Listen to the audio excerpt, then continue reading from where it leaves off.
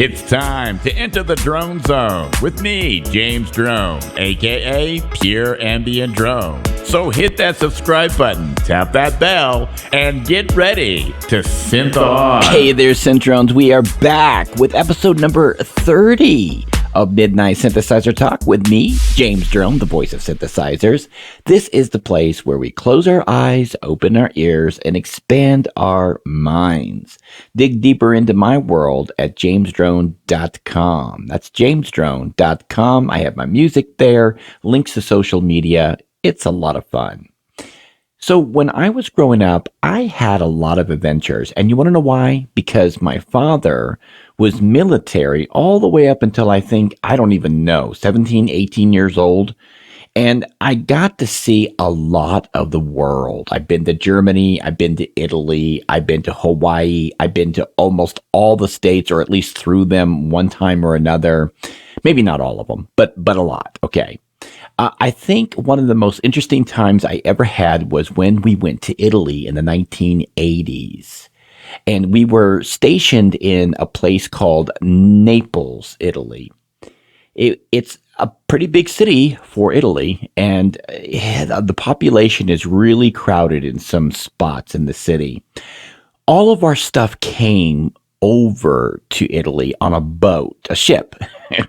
We had to sit in a hotel. We had to stay in this hotel for over 3 months because the ship took so long to make it there with all of our household goods.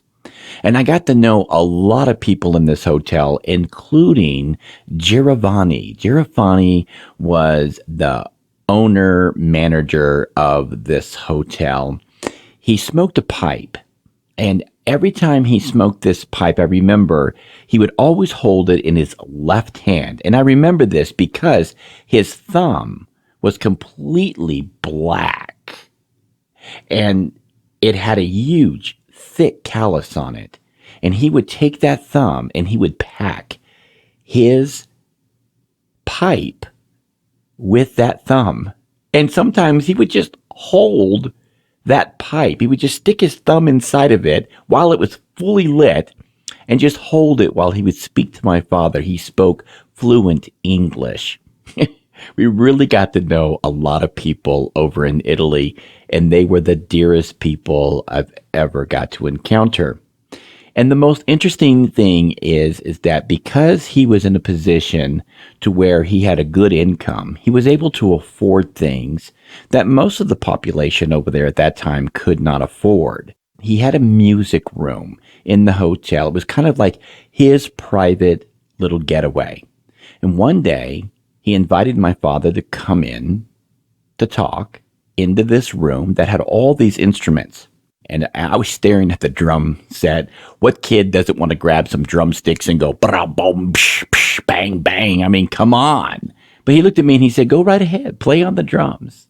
So I went over there and I started banging on the drums. But something caught my attention in the back, and that was a synthesizer. Now, I didn't know what it was then, and I couldn't tell you which synthesizer it is today. I don't know.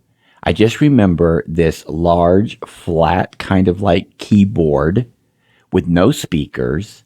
And I remember it not looking like an organ or a piano or a Casio. That was the only thing I was ever familiar with, was a Casio, a little toy piano that you play. This was something different. This was something new.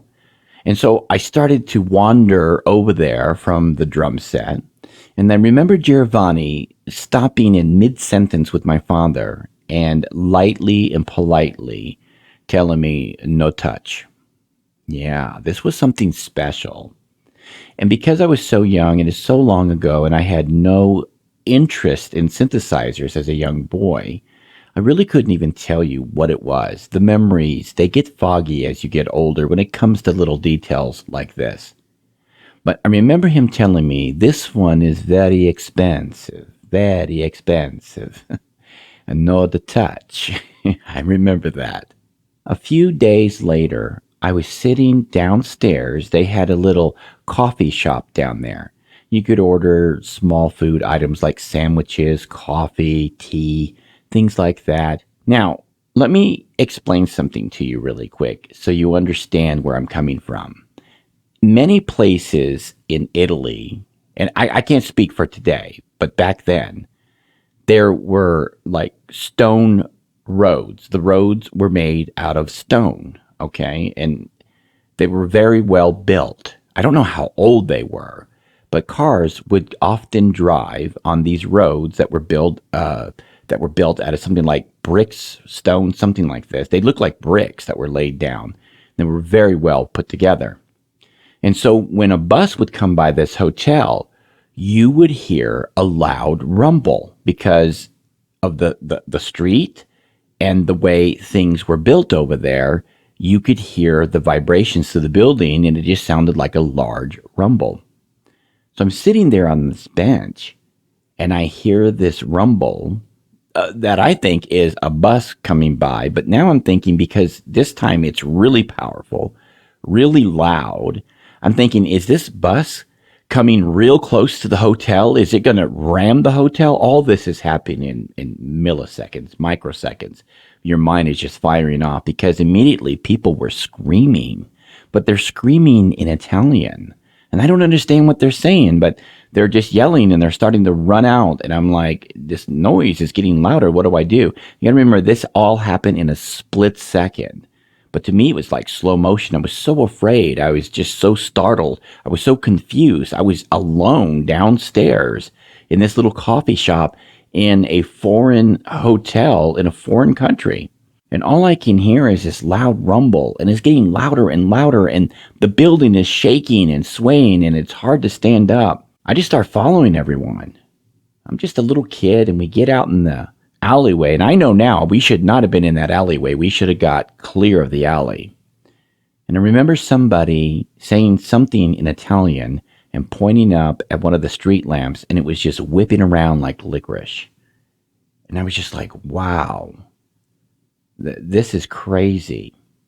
We were in an earthquake, and it was a big one. I think it measured a 6 or something like that. People were screaming, people were running, people were still coming out of the hotel. It was a very frightening time.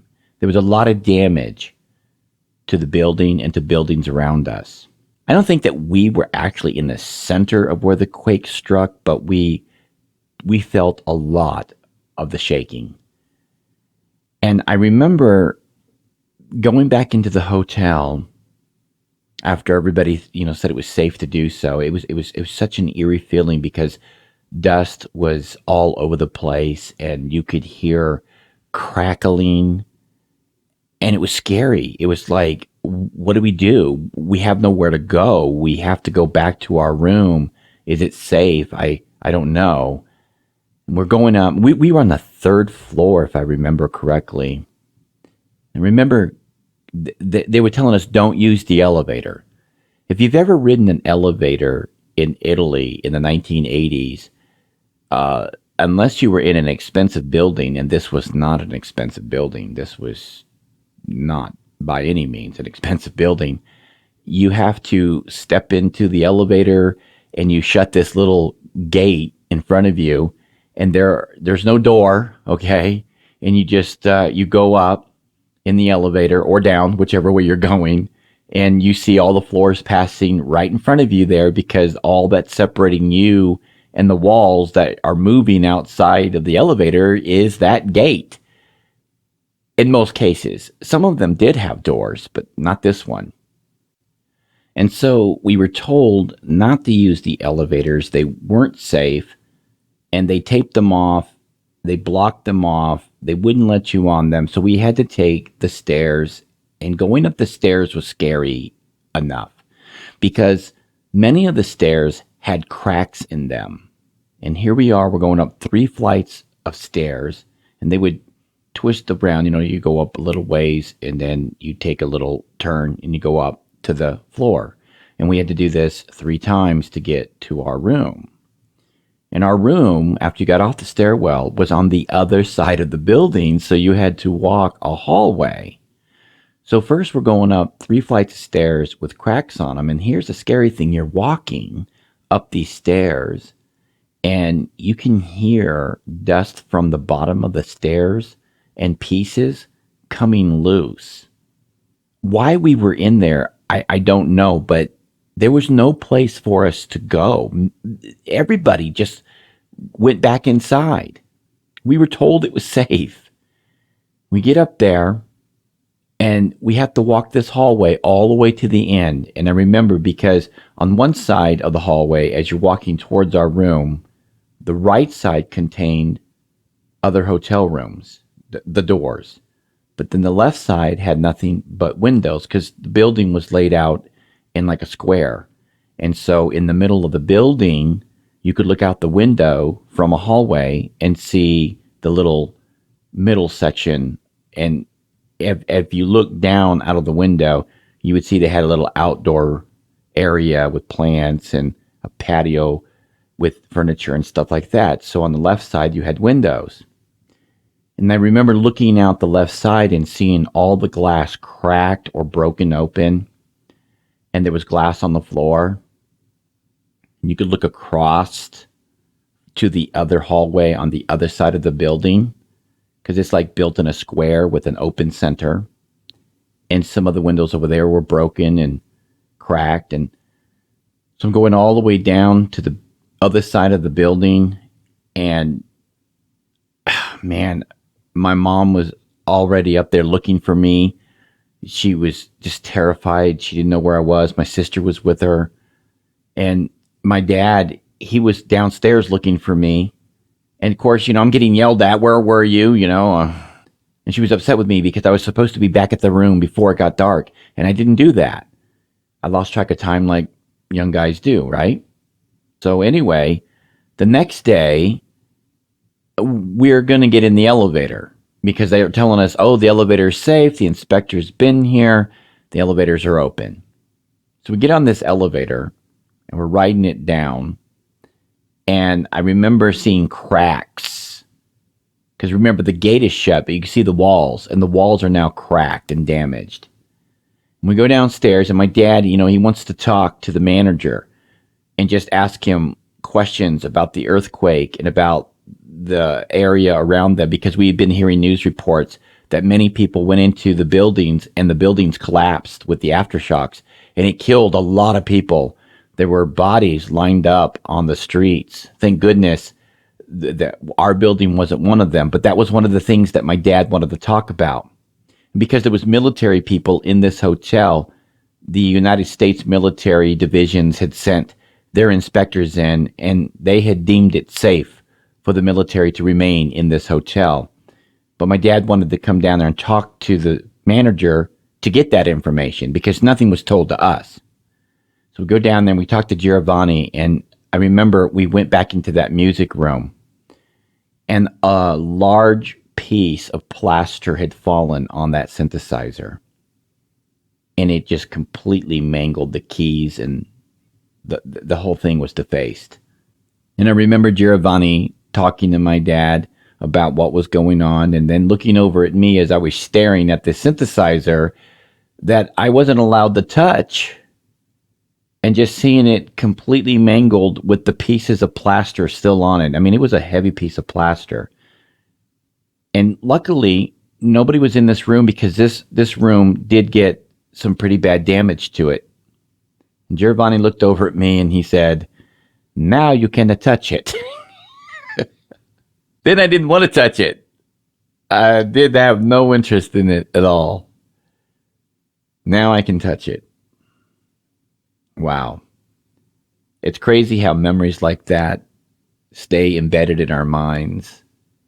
And it's crazy how you want to touch something when it's beautiful, but when it's destroyed, you don't really want to have any involvement in it. And that thing did not look as pretty at all as it did. And that's the thing. Keyboards are a beautiful instrument. And when they suffer something catastrophic like this one did, they're just not as appealing anymore as they once were. I really, to this day, hate to look at a synthesizer that has been damaged because of my experience with what happened to that synthesizer. I just hate to see synthesizers mangled, broken, disabled. I'm kind of glad that I was too young to know what kind of synthesizer that was, because it was probably something spectacular, but I really have no idea what it could have been. So that's what I wanted to share with you guys tonight, a little bit of adventure of an earthquake in Italy. I have so many of these experiences that I can share on here, and I hope that you enjoyed this memory that I have. Until next time, I'm James Drone. Hit that subscribe button, tap that bell, and above all, keep calm and synth on.